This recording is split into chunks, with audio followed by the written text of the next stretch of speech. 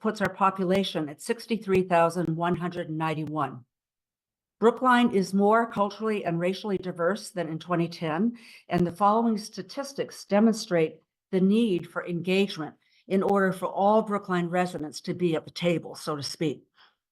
The number of Brookline residents who were born outside of the US grew to 31% here in Brookline from 26% in 2010, a 5% increase.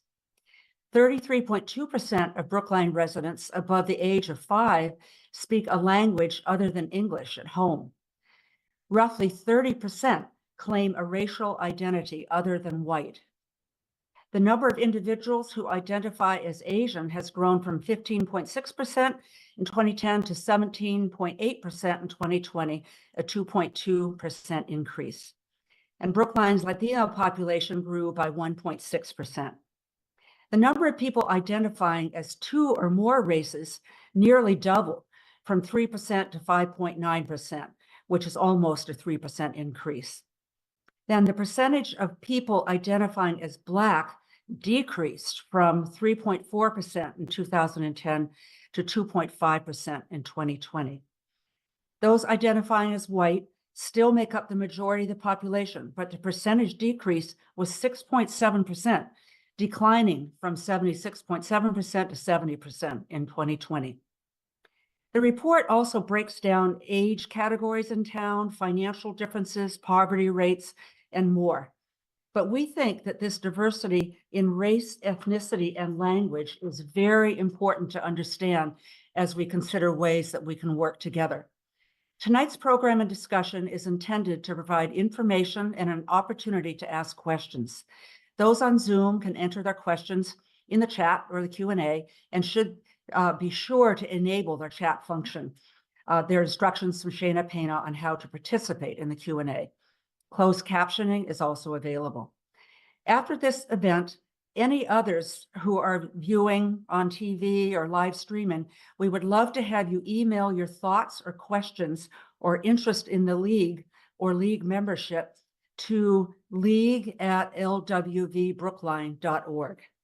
Now to Chris Chanyasulkit, our moderator, who will introduce herself and have the panelists provide their own information, and then on to the discussion. Chris?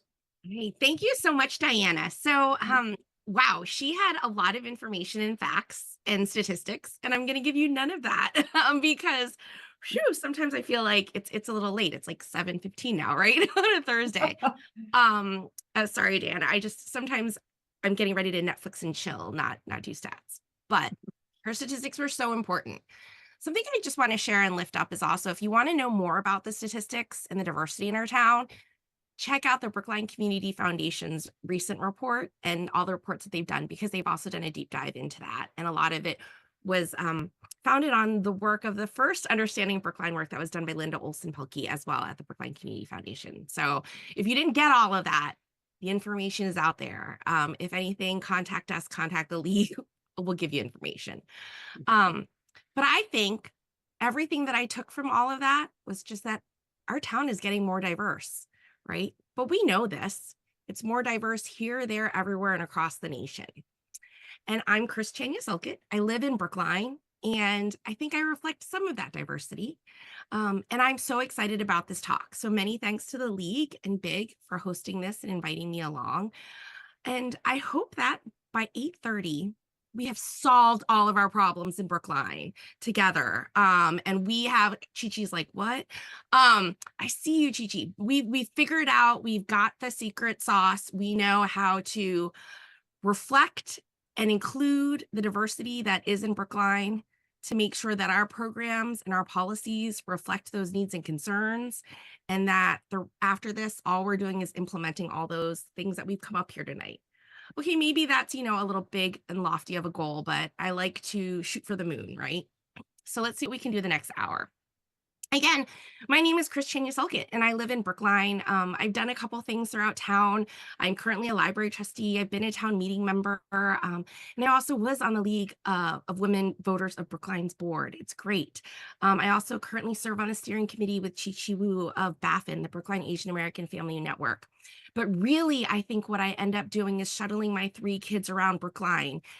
Their after school activities, they are crushing, man. Um, they do too much. And nobody took me up on my, let's just read a book quietly at home. Apparently, they like to do all the beautiful things that Brookline has to offer. I'm thankful for it, except for when trying to figure out carpools. So that's a little bit about me. But I would love to let each of our speakers talk a little bit about themselves. I would love, because I'm kind of a nosy person, to know, hey, how'd you end up on this with us? And why, what moves you? Why are you here? Let's talk. Why are you here on a talk about diversity in Brookline?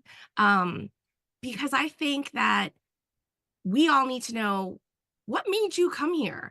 I know Diana's persuasive, but aside from her invitation, what else was there? So I love calling people out. I was a professor in teaching, so I'm going to start first. And Carlos, you look so happy, so I'm going to go with you. Please introduce yourself. Hi, everyone. My name is Carlos Rios. I am a resident here at Brookline Housing Authority Veterans Development.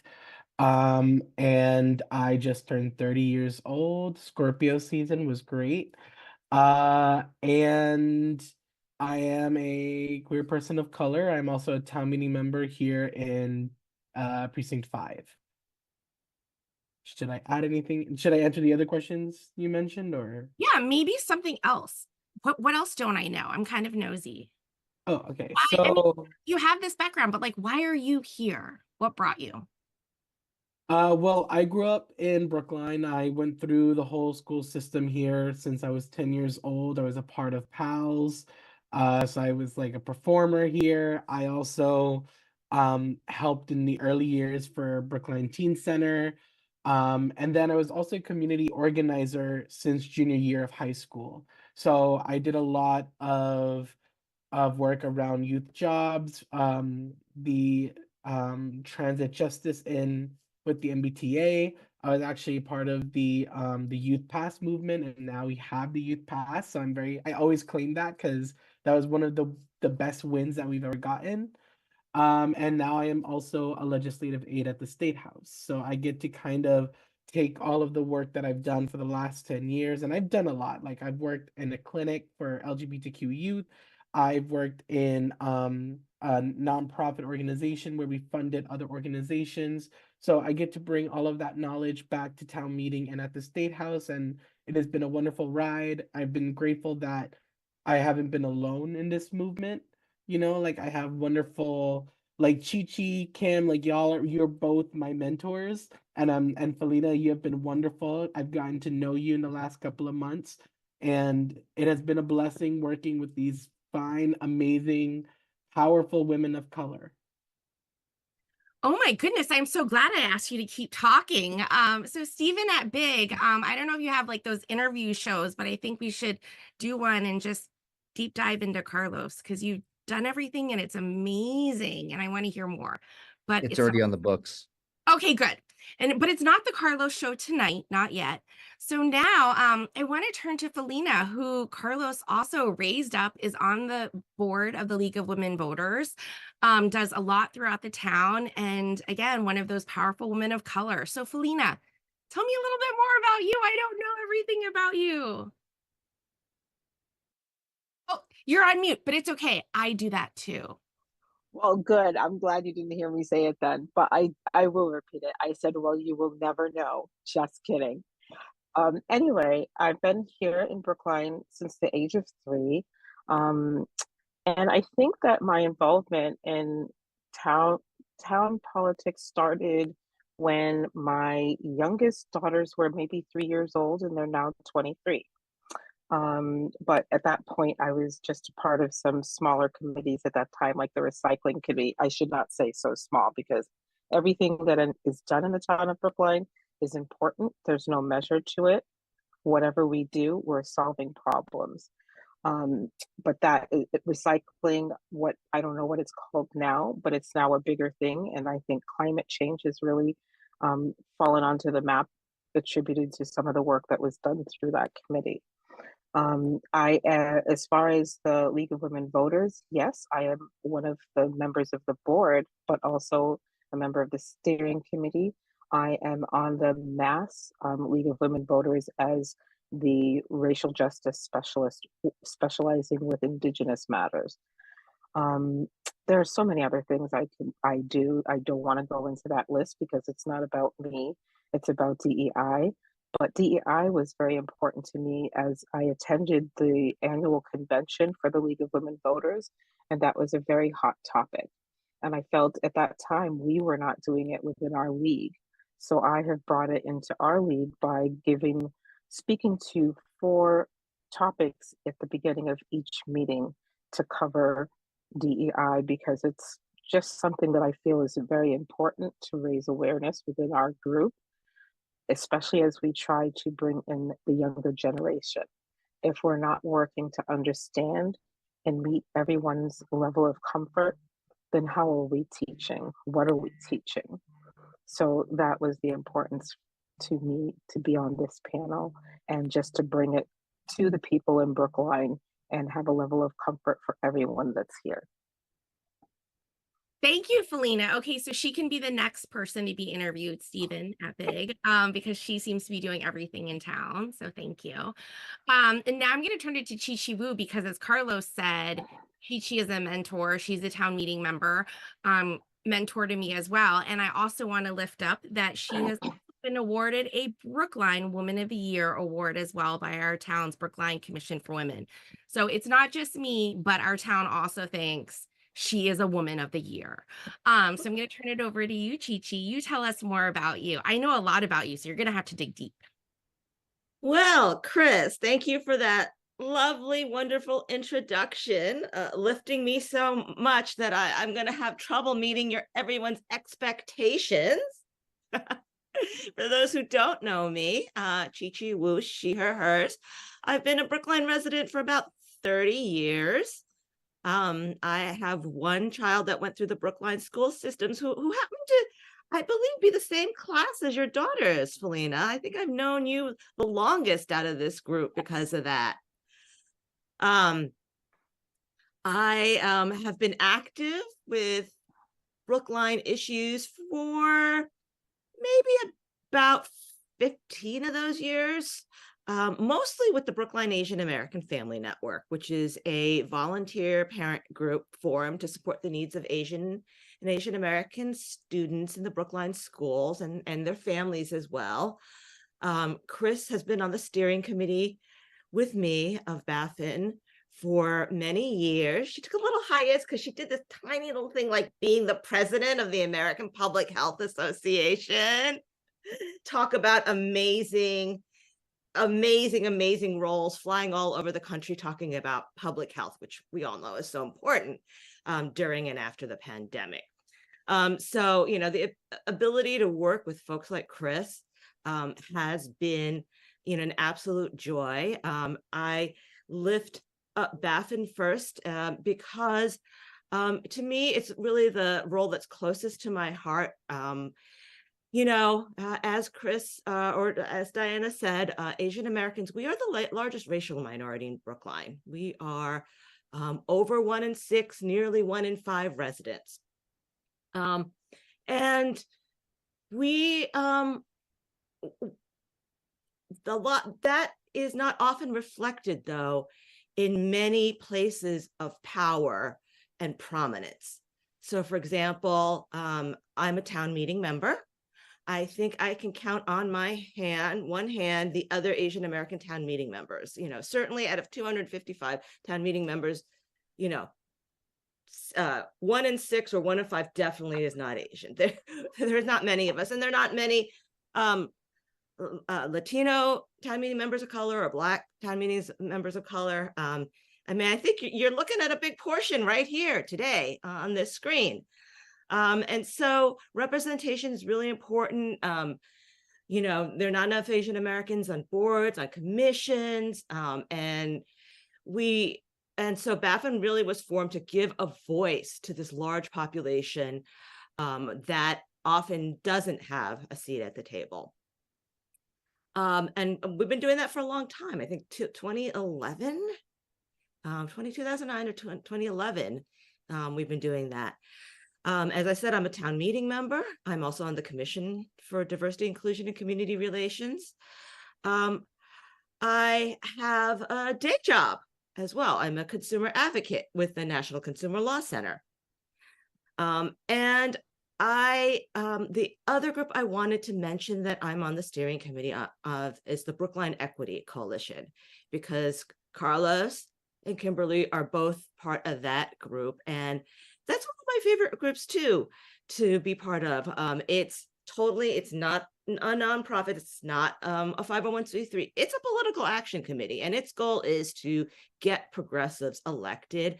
And it's a lot of fun to be able to work with folks like Kimberly and Carlos and all the good folks at Brookline Equity Coalition. And so I am here today because folks like Chris and Carlos and Kimberly and Felina were also on the panel, because they're just amazing, and the chance to be in conversation on this issue of diversity, equity, inclusion, and representation. How could I pass up that chance? Wow. So that's a lot of excitement for a Thursday evening on Zoom. Like, way to go. And I feel like you almost gave so much of the talk and you're stealing my questions. So we're gonna dive in more about what you said, Chi-Chi. And then last but not least, for sure, is Kimberley Richardson, our other speaker on the panel. I'm excited to hear from her because, as other people have already referenced here, she's a mentor, she's an activist in town, and she has been named a Brookline Woman of the Year as well by the town's Brookline Commission for Women. So Kimberly, please tell us a little bit more about you and why are you here with us? I'm so glad this is just a conversation so I can take the stress off my back, because I get stressed out every time we have to do these things. I'm here. So first of all, my name is Kimberley Richardson. My pronouns are she, her. I am a mother first. I'm a BHA resident, and I am a town meeting member, community activist. I am a clinical social worker who works with LGBTQ youth of color, and I love that job. I sit on various boards on Brookline and commissions, Brookline for Racial Justice and Equity, Women Thriving, Brookline Community Development Corporation. So I'm kind of everywhere, doing everything. And one of the reasons why is because there's not enough diversity on boards, commissions, and in government town meetings. I mean, Chi-Chi just said it. And so when I got the invitation, so I wanted to say, I heard Diane, I think, say, and even maybe you, Chris, they were talking about the stats, right? About like how diverse Brookline is. And one of the things that stands out to me and always stands out to me is the amount of Black people that live here. And I think one of the things that we should be asking ourselves, why is the numbers going down when it comes to Black people, right? Why are they not here, or are they leaving here? Does it not feel welcomed here? And so even though Brookline is diverse, it also needs to be equitable and inclusive. And I don't think we're doing that. And so one of the reasons why this is important to me, I want it to be I want it to be more diverse. I want to see more people that look like me. And even though we're here, I also want it to, to be welcoming and equitable, inclusive. So yeah, that's my story. So thank you so much for that's literally the whole point of this talk is I want to figure out, Diana, the league, and I think a lot of other organizations in town want to figure out, why do we have this diversity, and why isn't it reflected in the organizations and the groups that we're in? Or why is it that, Kimberly, you have to be on so many different boards and commissions because there are not enough Kimberly, right? Like I think for folks who are on the Zoom, you didn't realize it, but she was actually triple booked at the beginning of the Zoom, so it's hard, like how do we as a town figure out, because as a town, I mean, I feel like there are times when anyone ever mentions Brookline, they talk about how liberal, progressive, welcoming, warm, diverse it is, right? And how do we stand by that, but really be welcoming. Like, what do we need to do? So that's the whole point, is I want to learn and have a really open and honest discussion from each of you, because you've been here for a while or not. You've gone and done things in other places, and then you're still here and you're doing this in so many different places and spaces. But I guess, and I'm pretty sure looking at the attendees, we're all trying to figure out, how do we make all of these different organizations and community groups in Brookline not only more diverse just for the sake of being more diverse, right? Like, I don't think that's the point. This isn't Hollywood movies or whatever, where we're just, trying to get more characters. But I think it's more so that we know that the work we're doing is addressing the needs and hearing those concerns and feedback. And then also just to be more inclusive. So I appreciate you, Kimberly, saying, I want to know, let's have this conversation. So I am happy if you all want to put questions in the Q&A out there, feel free to do so. And then also, feel free to raise your hand and whatnot, and our amazing Brookline Interactive folks can let you be seen. But I guess I'm just going to start out because Chi-Chi, you had said it too, and you named a couple groups. You had named the Brookline Asian American Family Network, BAFN, and then you also named the Brookline Equity Coalition. But I guess I'm trying to figure out, not just from you, but maybe we'll start out with you, Chi-Chi, and then it's a conversation. You all can chat with each other. Just don't mind me. But why, like, if you had to say, like, what's one reason why you work with BAFN, or one reason why you work with like, what is that special thing? Because I think other organizations, other groups in Brookline need to figure out, what can we do to be more inclusive? So more Chi-Chis and Kimberlys and everyone out there want to be a part of all of these groups. Like, what do you have, like, that one thing that you're like, oh, and you can't say when you're talking about BAFN that it's because I'm in the group, because that, that's understood.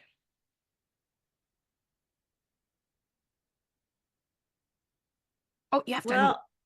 Well, I guess, it's funny when Kimberly was mentioning how she's on all these boards and commissions because everyone's asking her, and she feels the need for representation in these groups. It's like we need to reach out to other folks, right? Because the same thing happens to me, probably happens to Felina, probably starting to happen with you, Carlos, now that folks are getting to know you, is you get asked and you're like, I can't be everywhere. So start looking around in your own, people should start looking around their own circles to see if there are diverse folks who haven't been tapped before, your neighbors, the other parents in your kids' class. Start asking them, can you serve on a board or commission? Don't go back to the same folks, because we all got our plates full, right? So start thinking creatively about representation, and then I'm going to start the conversation. Other folks maybe want to chime in. I think one of the reasons, especially that you're seeing fewer Black residents and less diverse residents, this is an expensive place to live, right? And one of the biggest battles has been housing. I'm going to hand it off to someone else if they want to follow that or just completely go in a different direction. No, I see Carlos, you have your hand up. So he is like primed and ready to go. So you go, Carlos. And then we also have a great question from the Q&A too. So I want to make sure to address that. And then Felina, I love it. Everyone. I think what I'll add to what Chi-Chi said about finding other folks is also Brookline in general needs to be more ready and prepared to have difficult conversations and uncomfortable conversations. For example, Brookline is pretty progressive, like we passed a lot of progressive legislation, especially last year, which was a huge win. I remember people clapping like crazy. It was wonderful. But just because we are progressive does not mean that we are diverse. Additionally, just because we have been progressive in certain areas doesn't mean that we are as progressive as we like to say we are. Like I grew up in the Brookline school system. And the Brookline school system is great. You know, like they try to celebrate a lot of LGBTQ folks. They try to be pretty diverse, especially around like Black History Month and Latin History Month. Like I remember those conversations and those days and those events. So I know that the ability to celebrate folks is there.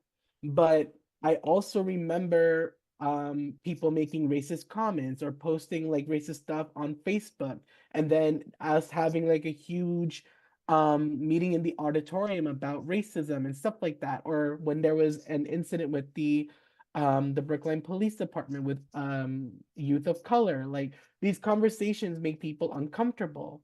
But as a person of color and as a youth of color at the time, I had to put up with it.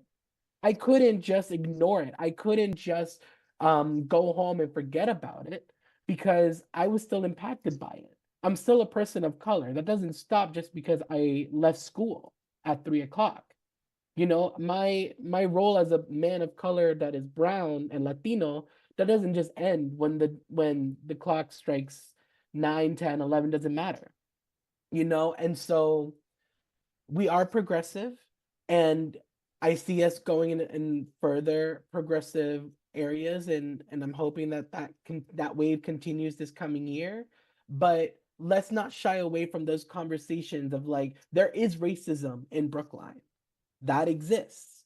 We need to be willing to have that convo and not shy away from it. Because a big reason why a lot of POC don't want to be involved, because they're there, my neighbors are all POC, is because they know that these conversations aren't going to be held, and when they are mentioned, they're shied away. Thank you, Carlos. Felina, you had your hand up. You want to respond? Well, not so much as respond, but add. You know, as I've said, I've been here since age 3. One of my biggest, and I would like to say saddest memories, was having a principal in my school. I won't mention the name. He may be recognized by what I say, but he was a white older man. And I remember one day, well, I'll tell 2 short little things. One day I was running down the hall, and I knew I wasn't supposed to do that, but I was late for class, and I don't like being late for anything. And he caught me. He grabbed me by the back of my neck, and he says, "Again, I thought you knew you weren't supposed to do this." And he pinned me up against the glass door. And he saw the fear in my face. The fear was because I didn't want my mother to know that I had been doing something that I wasn't supposed to do. And he definitely liked to tell on me or anyone that he felt wasn't doing the right thing. He accomplished what he set out to do. He scared me. That was that. Later, a couple of years later, I was in high school, and he ran into me at the town hall. I was doing an internship because I had taken business co-op. He had just come back from being away. I don't remember where he said he had gone, and he had gotten a really dark tan. He said, "Felina, one more way and I'll be as dark as you." That really hurt me. Like in my place of work, that's what he chose to say to me, and he was a principal. What person says something like that? I had never, in all my years of living in Brookline, had anyone other than him make a racial comment to me or intimidate me. So that was very hurtful. And I was young. I'm 60 now. That was a long time ago, and I'm still holding that memory in my head. One of the reasons I wanted to be on the Indigenous Peoples Celebration Committee, I was asked, of course, I think because someone found out that I was Indigenous. My mother was Cherokee. God bless her soul, may she rest in peace. And also because my daughter, my second oldest, was the person who spearheaded and brought to resolution having the Native American warheads removed from the parquet floors. But that was not before she was harassed, threatened, and sometimes assaulted, and fell from being an honor student. I mean, she still graduated quite well, but She wasn't the straight A student that she had been because she had been harassed because of that. But I can't tell you how proud I was of her for taking a stand and doing something that nobody else had the willingness to do. Or maybe the reason. I mean, there weren't many people who came out and said that they were Indigenous. It wasn't at that point something necessarily to be proud of. But I think that each person needs to be proud of who they are and not worry about what others think of who they are. That's always been my motto. I don't care. I am who I am. You accept me for who I am. And if you do, then I'll be your best friend. So, And that's Kimberly, it. I appreciate you saying that, because I think that kind of gets at this question that someone had put in the Q&A that I want to get at too, which is basically, you know, what are these barriers that are there for residents of color when joining boards and commissions? Is it that they're not accepting of who you are as you are? You know, I think, you know, there's a lot of talk in many diversity spaces about code switching, and, you know, trying to act one way or the other. And I will say, over the past few years, I've decided to just try to more embrace who I am and all the differences and you know, strange thing that makes my kids say, you know, mommy, you're so weird. But and then just hope that those boards and commissions accept me the way I am. So I guess I'm just wondering, you know, what are these barriers? Like what makes it so that you might not join a board or commission? Or conversely, are there some out there that you have joined or you want to join? Like, what can we do in the town to make more people of color want to be a part of the solution? Anyone? Kimberly, yeah, because you had your hand up. I want to hear it because you're on every board and commission, right? So you got the full spectrum. I'm really not on every board. I want people to know that, like, the boards and the commissions that I'm on, I choose to be on those because they mean something to me, right? Like I'm really passionate about that particular thing. So like with BCDC, affordable housing, women thriving. Thank you, Felina. Felina's really key, the reason why I'm there. And I appreciate her for that. But so with Women Thriving, I care about to make sure that women who don't have a lot can have access to things and they can thrive, right? So I'm in Brookline, you know, so I'm on I say no a lot, believe that. Like, I'm setting boundaries. I'm learning how to do that. I have to do that in my social work practice. I have to do that and like this. And so I'm doing that. But I want to say one of the things I think is a huge barrier is that people are often silenced, right? So you join these boards and people don't value your opinions. They don't listen to you. And then you can say something and they're like, okay, they'll disregard that and go on to the next person. And that's not fair. So like, why would I want to sit on a board and, you know, give my opinion or my thoughts and you're just going to disregard them? Now, for me, I have learned to, like, I used to be that, like, code switching, imposter syndrome, all of that. Like, but no, when you see me, you're going to see me show up this way, how I am now. That is who I am. I'm going to come in moving my hands. I talk with my hands. I was told, don't do that. I do that. That is who I am. Right. So I think I show up and I have that. I don't know if it comes with maturity or just exhaustion, right? Like, I'm not going to let you silence me anymore because I've been that way. And so what I think that needs to happen is these boards and commission needs to stop silencing people of color, and maybe they'll feel more willing to offer and volunteer their free time. So thank you. I'm glad you're learning to say no. I'm working on that myself, but I'm glad you didn't say no tonight to us. Felina, you have your hand up. In answer to what Kimberly said, that is exactly why I wanted to bring DEI to the League of Women Voters, because there's, and this is by no insult or finger pointing or whatever, but when I find when you're made up of an older group of people, an older mindset, it's more difficult to get people to change the way they think. But we're very fortunate in the group of the women on the League of Women Voters that they are in fact open to change. It's a little bit difficult, you know, just because change is hard at any age, but definitely as you're older and you've just been set for so long in a certain way. But these women are amazing and they've been so open to hearing what I have to say. And each time we have a meeting, every month, they're applauding me for having brought it to the table. And I only wish that there were more people throughout the town that behaved and responded that way when we want to bring change to the table. There are other meetings that I attend, including town meeting that I'm also a member of, but I feel that I'm muted or not heard, and that's more recently. And that's just very disheartening and makes you not want to participate in things. And I can imagine that's why many other people don't step forward. And if we want to see something different than what we've seen, then we definitely need to make a change.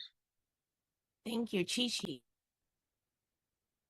Yeah, I think following up on some of what Kimberly and Felina said, and what Carlos said earlier in the conversation, you know, one of the worst things is being asked to join an organization as a person of color as a token, so that you're there, so that they can say, hey, we have a person of color, we have an Asian, we have a Black person, and then not being listened to or being marginalized or silenced or muted. I'm going to be blunt, and I'm going to probably make some people angry. I was on advisory committee, and I definitely felt like that. I mean, there were a handful of us people of color, and there were even fewer of us who were politically progressive, and it was very isolating. And I lasted a year there, because it wasn't just that I was a minority in perspective and I was a person of color, but it was just outright like disrespect or ignoring me. And every time I've had to be back there because I brought a Warren article, you can feel the hostility. Not going to do any good to put a person of color there if they're going to be hostile to them. And if even when the organization's not hostile, you can't just have one or two tokens. I mean, one of the reasons that BC, it's real, feel a lot more comfortable. There's a critical, politically we're all progressive, but there's a critical mass of us people of color too, right? That we feel comfortable together. So there's that. And then, I think one of the biggest factors, and I'll be blunt about it again, is that a lot of these boards and commissions, the folks who have the time to put in are older, retired. They don't have full-time or day jobs, right? And that tends to skew white. Let's face it, a lot of us people of color, we got to go to work, right? We got to check. We have mouths to feed. Yes, in your case, hungry mouths, 3 hungry mouths. And as they get bigger, they eat more. I know. So, that is another barrier, right? I mean, we've all remarked upon it, the fact that a lot of these bodies tend to skew older, retired, and therefore white. Carlos. I will bring it back a little bit and say in outreaching to more POC, I was recruited pretty young, and I was in Steps to Success, and I was pretty engaged in that. And Steps to Success has been such a wonderful resource in my life. They probably helped me learn the importance of DEI, just because they provide opportunities and experiences that most families living in public housing won't experience, and so when a friend of mine came up to me and was like, hey, come to this organization in Boston, and I was like, well, make me go on the train going all this way after school, what's going on? And he was like, free pizza, okay, I'll be there. And so that's what started my journey. But that same practice still stays with me, trying to figure out how to engage your community, even if it's just one person, that can make a huge difference, and I'll mention this because like I think it's really important. When I was running for election last year, I made a very big deal Sorry, to running for town meeting election, right? yes, town meeting election. I made a very big deal to reach out to my neighbors because I know that my neighbors are not they're not usually showing up to local election. And so, and I live in public housing, like BHA, and most folks like they don't knock on each other's doors for the most part.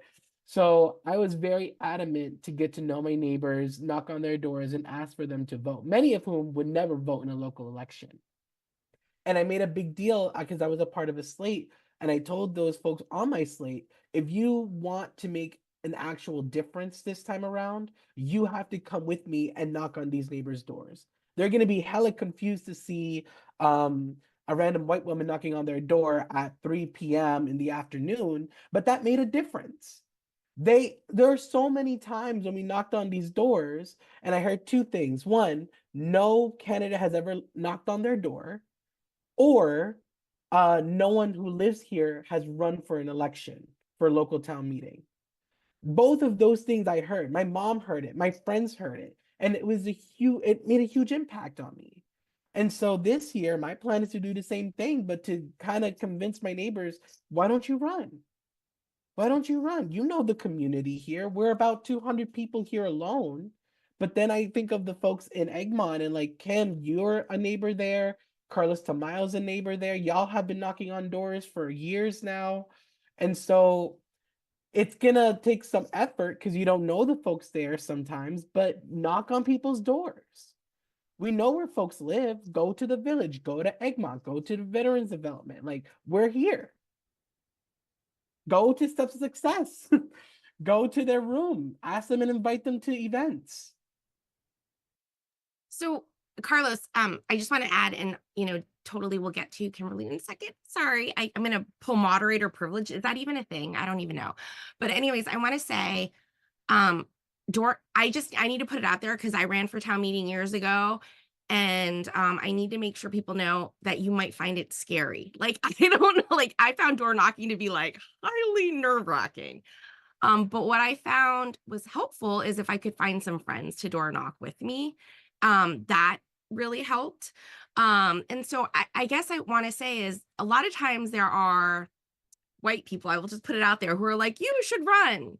Well, aside from just telling me we should run, like help us, come and door knock with me, be my buddy as we walk around town.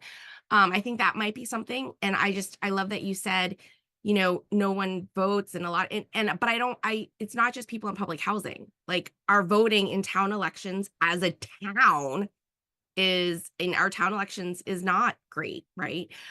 So we can always do better wherever we are in Brookline. But Kimberly. I just want to speak to what Carlos was saying, about knocking on doors. You're right, knocking on doors is really hard. Like it's like I hate it, but you have to do what you have to do. But Carlos, I'm thinking about like why there's never anyone in BHA or in High Street who ever ran for town meeting.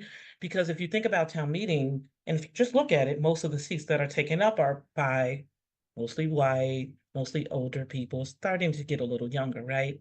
And that's who's nominating. So even if people run, the chances of them winning is very slim. And I'll give you a perfect example why. During the redistricting, we specifically made Precinct 4 and Precinct 2 these majority minority like precincts, right? An opportunity for people of color, right, to run for a town meeting and to get an office. And it didn't turn out that way, right? So for Precinct 2, we were lucky to get 3 BHA residents, right? 3 people of color. There was a 4th person who ran, but she got beat by other white people in our district.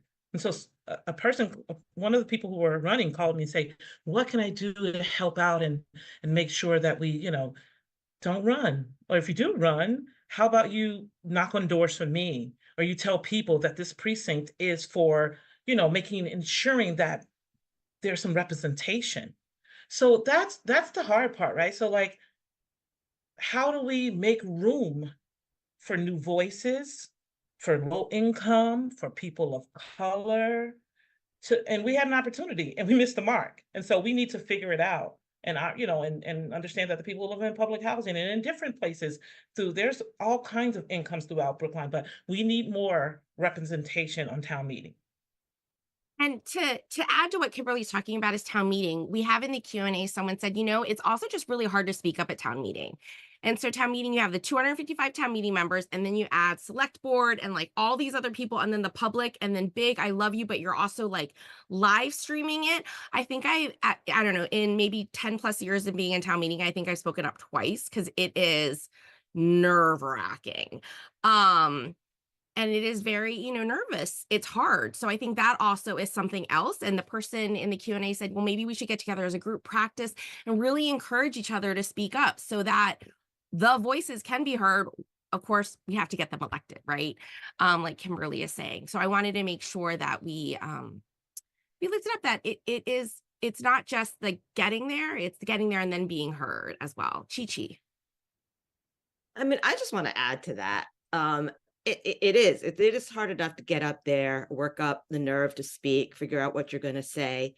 But we have to acknowledge also that the structure of town meeting doesn't lend itself to giving people the opportunity to speak. I mean, I brought a few warrant articles. I brought one, the last one. Kimberly was lined up to speak. Remember, we were and it was shut down. They called the question.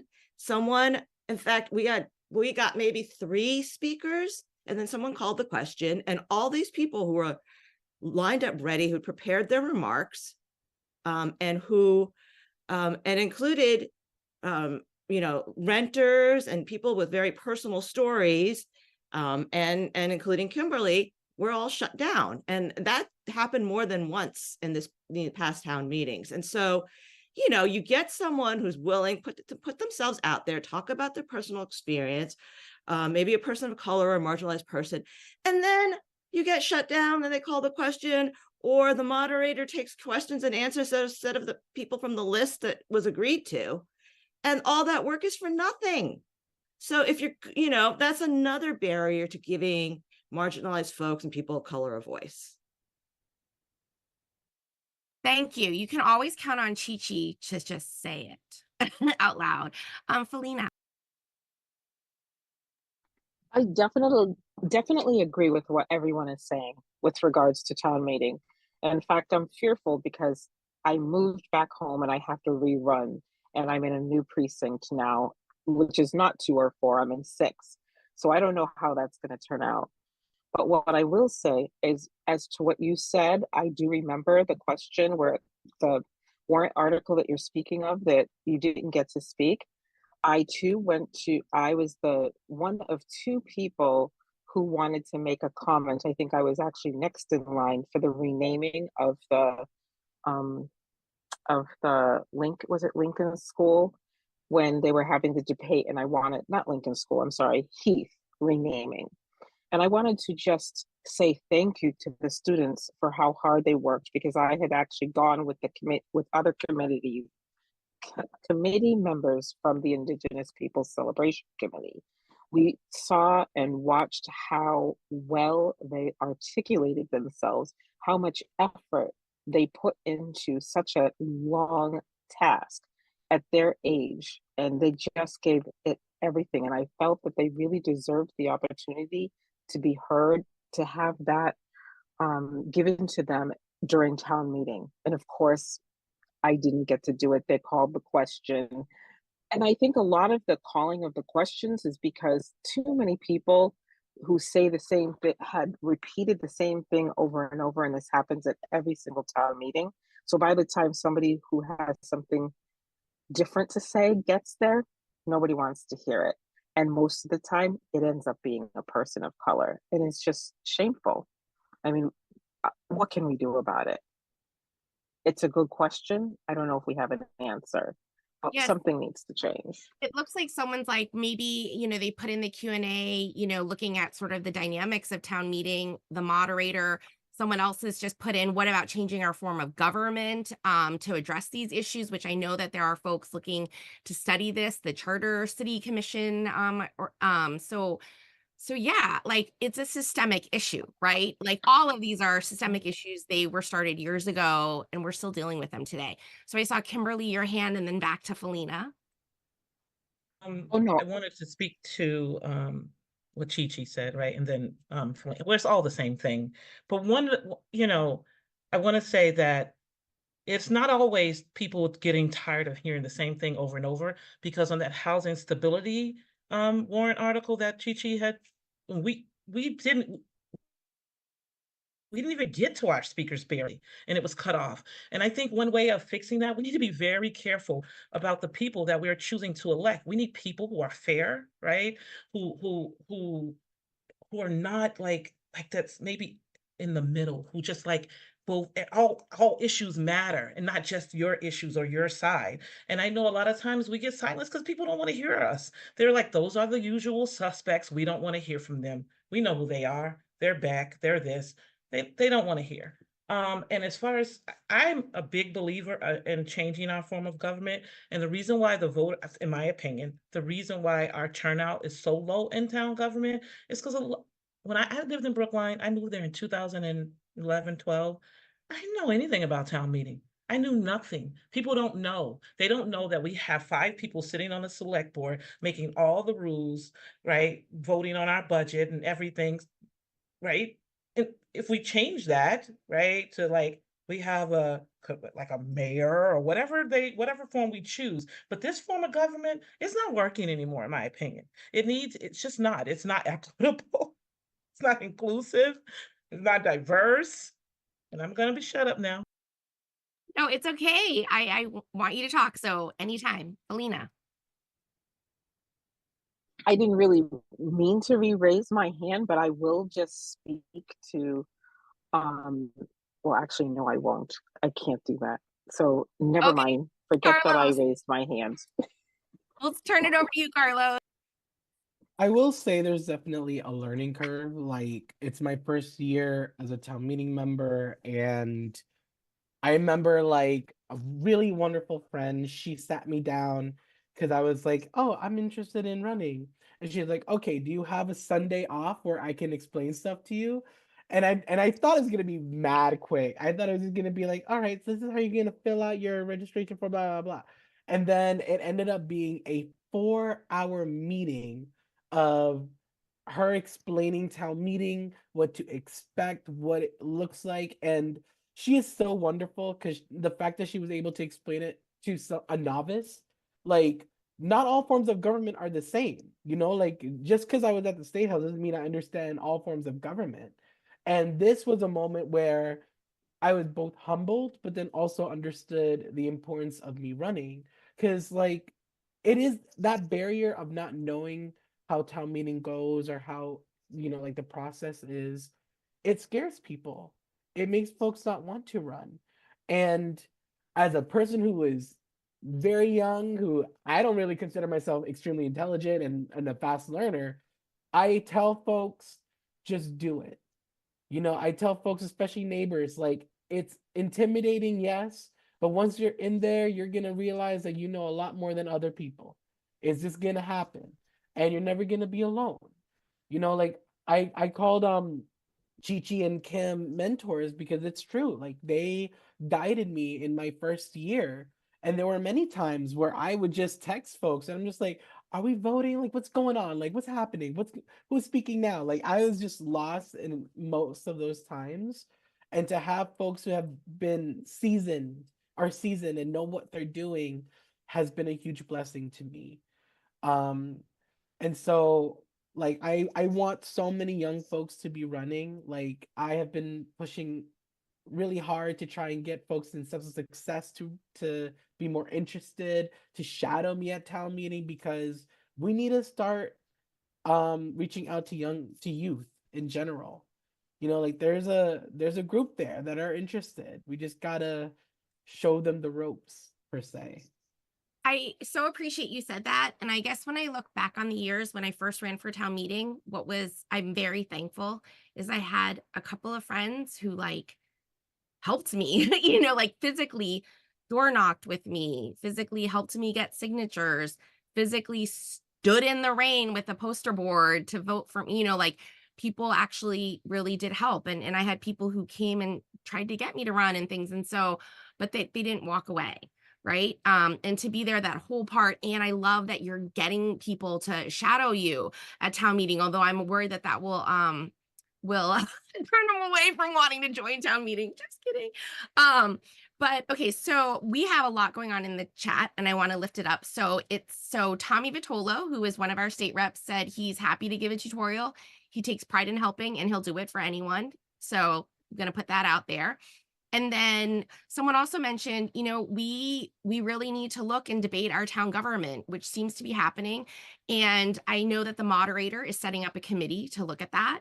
And then the other thing that I want to make sure we get at, because it's similar, it's not the same thing. Nonprofits working in Brookline are not the same as the town government, but I think they like, let's be honest, our nonprofits are trying to fill all those services that our government isn't able to address, our food insecurity, our housing and whatnot. So someone asks, what way, tell me folks, you are the smart activists, what ways can nonprofits in Brookline be more welcoming? If you are working with a nonprofit right now, why? And don't just tell me it's because you love their like mission or vision, okay? I love my pups, but I haven't been able to join the Animal Rescue League yet because I have dog allergies. Yeah, go, y'all, like figure it out. I'll just hop in very quickly. So recently I joined Brookline Community Development Corporation. And it has been a wonderful experience, a lot of learning. Again, I haven't been as involved with a board this active before, so it's been a huge learning curve for me. But one of the reasons why I was so eager to join is because, in my opinion, you should always have folks reflecting the people you're serving. And BCDC serves a huge, vast community, but the majority of those folks are people of color. So your board should reflect that. Your staff should reflect that.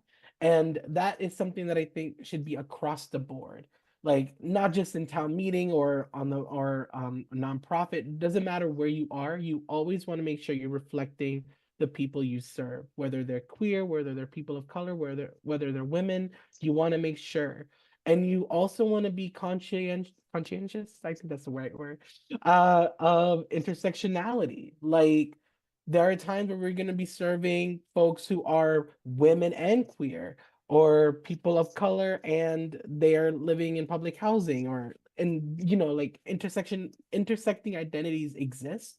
And you want to make sure that your staff reflects that huge, colorful rainbow of people, skin tones, identities, genders, because now there's a spectrum of genders now that we are finally understanding. Like, we need to be able to cater to everybody. And I'm gonna push you, Carlos. Okay. How can we get that diversity on maybe that nonprofit board? Like, how can we get that diversity on the nonprofit board to mirror maybe what the organization is serving? Like I know a lot of boards are like, we recognize it, we get it, but what can they do to get more Carloses and Kimberleys and Chi-Chis on the board? I can go, but I also want to make sure that my other panelists speak. Yeah, anyone share your answer? My answer to that would be to go take part in events where they know they are going to find these individuals.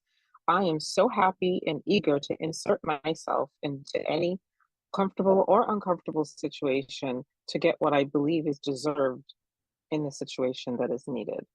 So I have people in my life that are of all different, on all different spectrums, gay, straight, whatever.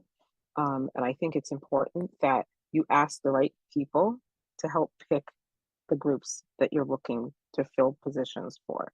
How else are you going to get the right people? So insert yourself. Don't be uncomfortable. Go Make to them. yourself seen. Go where they. Yes. Okay. And they will Thank welcome you with open arms. Okay, I love that. Okay, so there we go. Actionable item. Go where they are. Chi-Chi?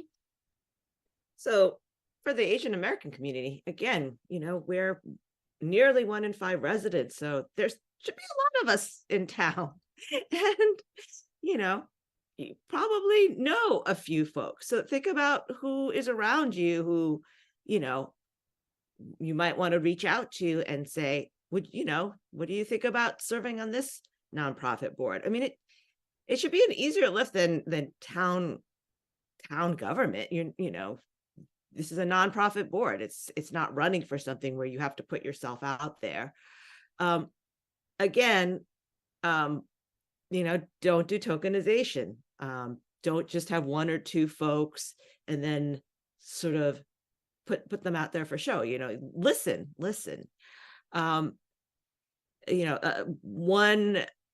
If you're talking about an organization that's serving folks, one thing to always consider is having client board members. I work for an organization that grew out of the legal services movement, and legal services organizations have client board members. Because it's very important to have the voice of the folks being served on the board.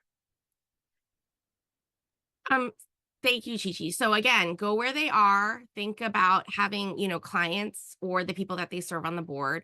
Another thing I will add, because it just sort of happened to me recently, and I was like, oof, there's a committee I was thinking of joining because I felt, I wanted to be another voice that hopefully will get heard. And then I was told, I'm so sorry, this committee is pretty much only going to meet in person, and you have to kind of pretty much guarantee that you'll be there in person all the time. And the reason why I share this is because that's not very welcoming, for a whole host of reasons, whether you have childcare responsibilities, job, work, accessibility, like you name it, that's not very welcoming. And I guess I just put it out there. Think about, are your meetings all in person? How long are they? When are they? When are they? So I have some groups that like to meet at like 10 o'clock in the morning on a weekday. Like, that's not like, people work, right? Carlos is like, well, I'm not going to be on that. You know what I mean? So those are other things to think about. How often do you meet? What is the lift? If you meet at dinner, do you serve dinner? If you meet at dinner time, excuse me, do you serve dinner? I know that sounds ridiculous, but that's just like one more thing that a busy caregiver has to hopefully not think about, if they're going to your meeting. So Kimberly and Carlos. Carlos had his hand up first. You can go. I talked a lot. Well, I was just thinking about what Chris said, and I think, every board isn't for everyone. You have to pick and choose what works for you.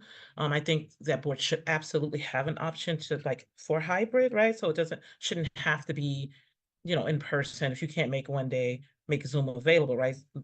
That's one thing the pandemic gave us, Zoom. Like, we appreciate that. We get to do this right now, right? But I think you choose what works for you, for your lifestyle. I think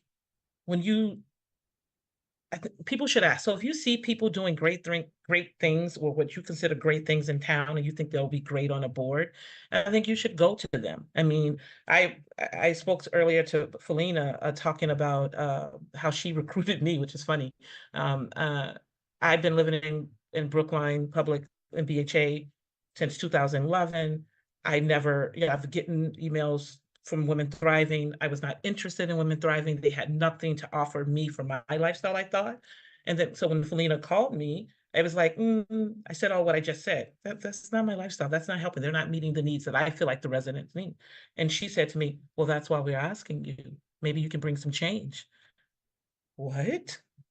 She recruited me and she said I can make change? Oh, I'm sold, right? I said, so you send people. If you know people that are doing good stuff and you want them, you send people to go get them. And it's simple. Felina. Carlos Felina, sorry. I was trying to figure out first. I think also flexibility. So, the truth of the matter is, like, we can say like, oh, you want to have like the people that you're representing on the board, but is that same board and organization flexible enough to cater and change your schedules and change their setup to be more user friendly for folks who are coming in? You know, like as you mentioned, like I'll use BCDC as an example. Like we're serving a lot of families who are working 9 to 5, and then when they get home, they have to take care of their families. Are we willing to change our schedules and the way we meet to allow those folks to join our meetings? You know, like I'm so grateful that BCDC is hybrid. Like there are times where, like Kim, for example, like you just said, you had 2 meetings right before this one. You're a busy person, but the fact that that flexibility exists is very, very important. And so for nonprofits that want to be diverse and want to commit to diversity and equity, you have to be willing to be flexible enough to meet the schedule of the people you want to bring in. Felina. I will say 3 letters to you, DEI.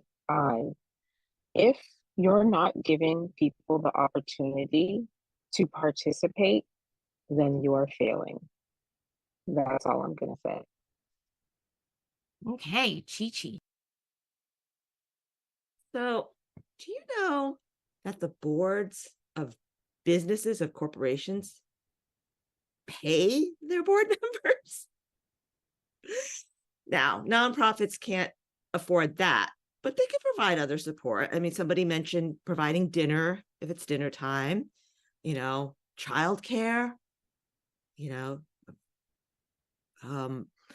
a year or so, maybe a few years ago, there was a report out of the Office of Diversity, and one of the things that was noticed, mentioned was the need for more diverse folks on boards and commissions for the town. I mean, the town could afford to provide some childcare for boards and commissions, right? Things like that to make it easier for folks to serve. So I totally hear you. I've had 3 kids through my time at town meeting. And for the vast majority of my time in town meeting, it was in person in a high school auditorium for hours on end, which was not very family friendly, I should say. And I remember times where I literally ran out of town meeting because I had to go home and relieve my babysitter, because can't lose my babysitter, right? That I was also paying for. So I think, there are a couple of things that you've each brought up that make sense. Like Chi-Chi says, okay, maybe you can't pay them, but you could do meals or childcare. And something I will want to add to that is maybe, and some people are like, oh, maybe have babysitters at town meeting. That's actually not going to work, because like the time of town meeting, like I need someone to babysit my kids in my home and put them to bed. I'm just going to put it out there, because that idea like seems nice in practice, but it's, as like a parent, like I can't haul my kids to the high school until 10:30 at night on a Wednesday, right? So we have to, really think outside the box. Chi-Chi reiterated it again. I appreciated it when committees and boards and things that I was on either were very open about us eating at the meeting, or even provided food or snacks or a meal at the meeting, because that just makes it easier for people. It's one less thing to think about. And then Kimberly, you were like, Zoom, this is what COVID, and yes, like, I guess I really think we need to think, if you're a group or an organization that's not offering a hybrid option, why? And it kind of goes to some of the questions we had, is what are you afraid of, right? What are you afraid of hearing, Brookline? Let's be honest with ourselves. Like, we need to be brutally honest, open, and get this feedback that we're not getting. Felina. I was going to say that I had suggested at one point that we have a body of students at the high school, which should be tapped into. and they would be more than happy to be making the money for this. And when the kids were in elementary school, we used the 8th graders to babysit for parent teacher meetings. So there's absolutely no reason why juniors and seniors couldn't be signed up to do that for the same. But also, some of these committee meetings, especially during the winter months, I think it's socially irresponsible to be holding meetings that are not hybrid with COVID. With COVID now, it's not going to go away, and everybody has children. Bringing people that have been around other people that they don't know what's going on and bringing that back home. Right now, COVID has totally been reactivated. So with that in mind, they should be really considering, is it really a smart thing to have a meeting totally in person and cutting out people who could participate, who might be bringing them more than they ever hoped for? Just a thought. So we're hearing that, the purpose of the nonprofit group, the town border commission, and all those things, the purpose of it is important to all of us and to people of color, right? But it has to be, it sounds like, really 3 things. And I think, Kimberly, you had sort of discussed them earlier with Diana in a pre-webinar talk, that there were these 3 things. There's, the purpose, but then I heard you also talked about the structure, and we've talked about this. Maybe everyone needs to take a deep dive on their own organization structure and say, how do we meet? When do we meet? Are we literally, like Felina said, those 3 words, diversity, equity, and inclusion? Like, are we welcoming? Like, not just like having you sit at the table, but making it so you can be heard. When is the meeting held? What time? It's, there's snow and ice out there. Why aren't we hybrid? What can we do to facilitate why you can't come? And or if it's running for office, how can we help form your kitchen cabinet campaign support team to get you to run successfully the first time, right?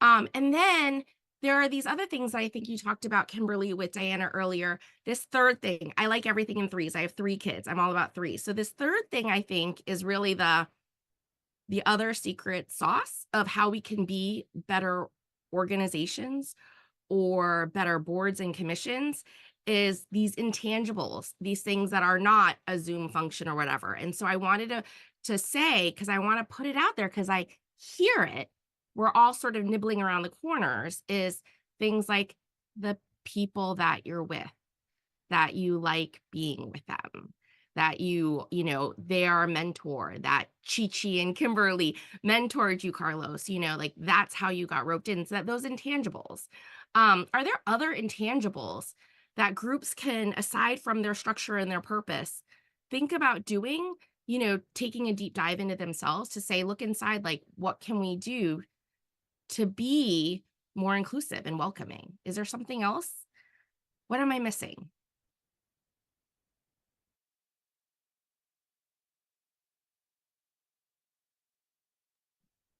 I think, Chris, that people really need to think about what it is to be in the place of the person who's in search of placement in that organization. Like, you wanting to be a part of that committee, somebody on that committee, do they understand what it maybe meant to you, what your life is like, what you have to offer, you being a mother of 3 when maybe they have no children? Their life looks one way, your life looks another. Everybody needs to understand each other so they can see why something might be so important to that person trying to get in the door. If they don't know or understand, then they don't know what it means to you, and they don't care, but they need to care. So finding a way for them to understand you without you having to tell them, because you shouldn't have to. If you're there at their door, that means you care and you deserve a seat at the table. So I love that you said that. And it kind of made me think, you know what? For a couple of the boards that I've served on, it actually all started as a board member asked me out to lunch. And heck, I'm never going to turn down a free meal. And we ended up just talking, and I realized I liked them, liked what they were doing. Oh, I'll check it out. For the BaFin meetings, I'm going to be honest, I'm a terrible cook, and the other BaFin steering committee members are amazing chefs. Like, I have eaten so much at some meetings that I literally have food coma afterwards and have to lay down after the meetings. Those are some intangibles I will put out. Another one is also, Felina, I think what you're really getting at is to get to know the other people, to see their side, to see where they're coming from. And I see what you're saying as, you know, let's be kind, be a friend. And I will say a lot of boards that I stayed on for a very long time have become, because the other board members I'm with, I feel they are my friends and family. So I kind of see, like, I think that's kind of what you're saying to me or speaking to my heart, Carlos.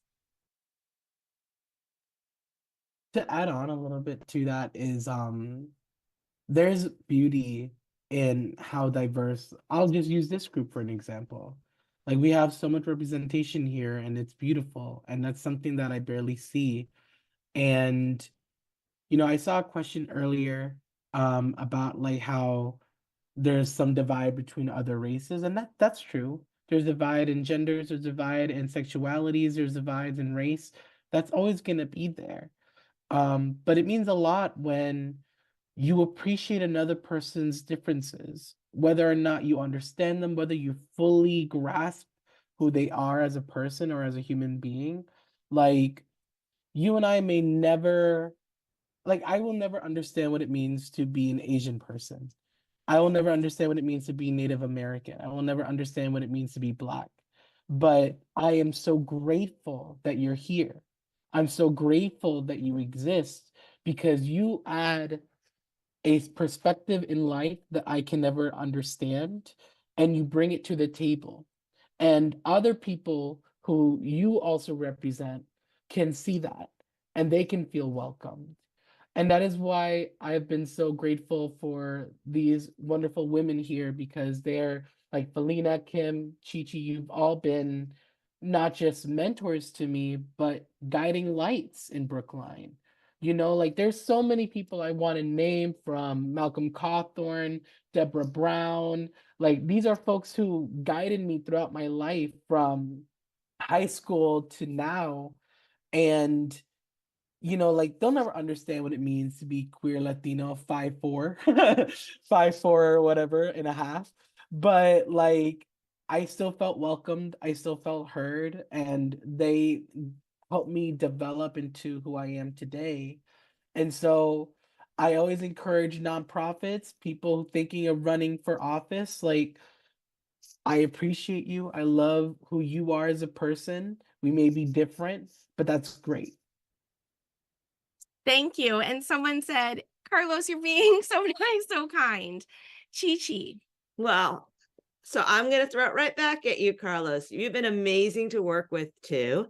And it's been so wonderful to get to know you and to see you take on all these different roles. And I think that is part of something that can sort of be soul satisfying to be part of an organization, is to watch folks come in and grow and you know, become effective. You know, it's really gratifying to see a younger person sort of blossom like that, and you've definitely done that. So back at you.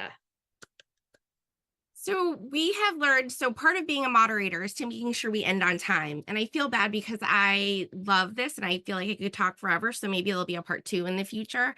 I'm looking at you, Diana, and Stephen at Big. But I wanted to say, we started this because we have amazing activists, Chi-Chi, Felina, Kimberly, and Carlos here, to talk to us about what can nonprofits do, town governments, boards, and commissions do to be more diverse, to be more welcoming to diverse folks and people of color. And we tackled a lot of different things, from, we've heard advisory committee, that was not welcoming, to town meeting, maybe we need to rethink this and how can it become better. But it seemed like we were touching upon 3 main things. One, you need to look at your purpose as an organization or a board. What's your purpose, and how do you want to honestly, let's rip the Band-Aid off, really tackle this problem, and include people of color in the solution that you're trying to go for. 2, what's the structure? again, let's look at it. Are you on Zoom? Are you making everyone come in person during these winter months where there's, I'm a public health person, where there's COVID, RSV, pneumonia, strep. I mean, you name it, it is crazy. You have to look at your structure. Are you providing food? And then the intangibles. Once they're there, are you hearing them? Are you kind? Are you bullying? What is this? Oh, and Felina says, don't forget about intersectionality.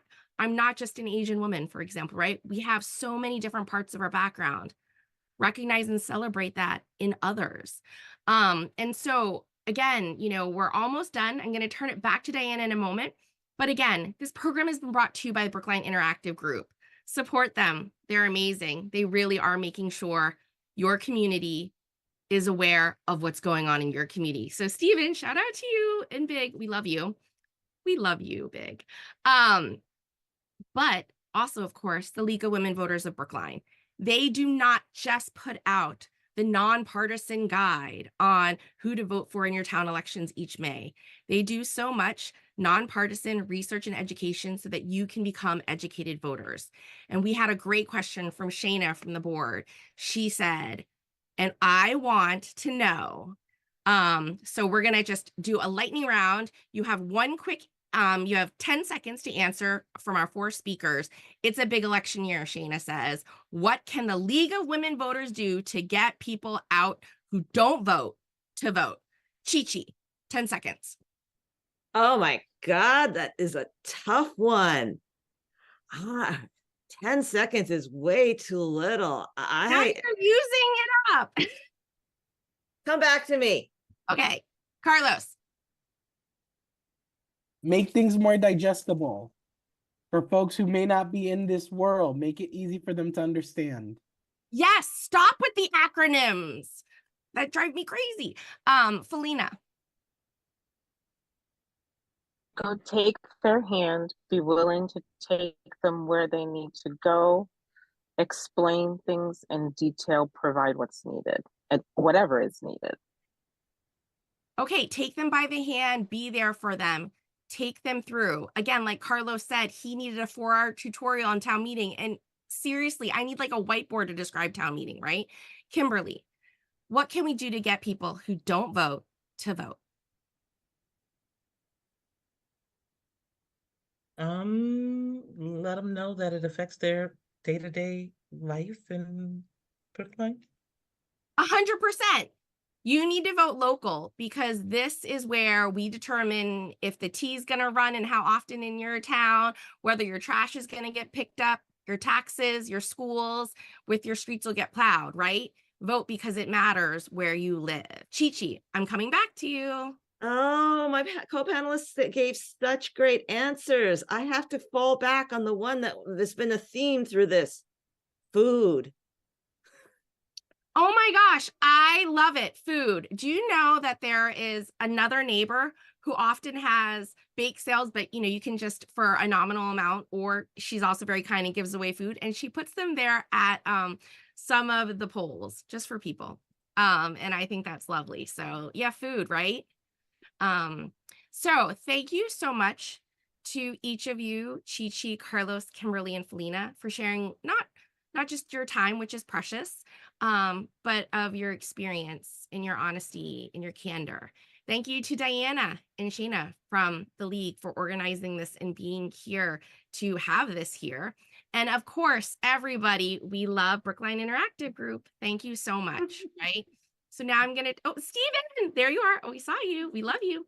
Could I just actually add, everything I heard today was something actionable, something where knowledge needs to be shared and with people who don't necessarily have access to it. So please, please reach out to Big. We would love to work with anybody on getting these messages out on anything. So I just want to share that. Please reach out. And Big does it all. They do videos, they do recordings, they do podcasts. I mean, they're there. They are, full, they do everything. And if they don't, they'll help you figure out how to do it. So Diana, you get to close us out. Okay, it's 8:30. I know we had a long, absolutely fascinating and engaging conversation. So all I want to say is thank you to everybody. This has been so useful, so genuine. It's really beautiful. And we will review everything that you said and really think seriously about what we can do within the League of Women Voters to address everything that you've been talking about. So with that, I'll just say good night. Thank you to everybody, the panelists, and to Big. Good night, everyone. Thank you. Hi, thanks everyone.